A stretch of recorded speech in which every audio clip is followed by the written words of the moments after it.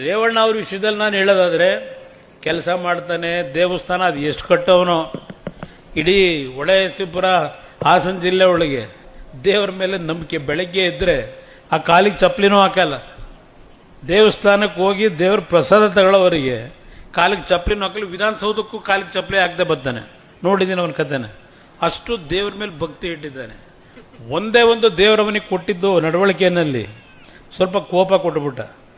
ನಂತರ ಸ್ವಲ್ಪ ಶಾಂತ ರೀತಿಯಿಂದ ನಿಮ್ಮ ಜೊತೆಲಿ ಇದ್ಬಿಟ್ಟಿದ್ರೆ ಅವನ್ನ ಮೇಲ್ ತಗೊಂಡೋಗಿ ಕೂರಿಸ್ಕೊಳ್ಳಿವ್ರಿ. ಇನ್ನೂ ಅದೊಂದು ಸ್ವಲ್ಪ ಬದಲಾವಣೆ ಮಾಡ್ಕೊಂತೀನಿ, ಮಾಡ್ಕೊಳ್ಳಲ್ಲ.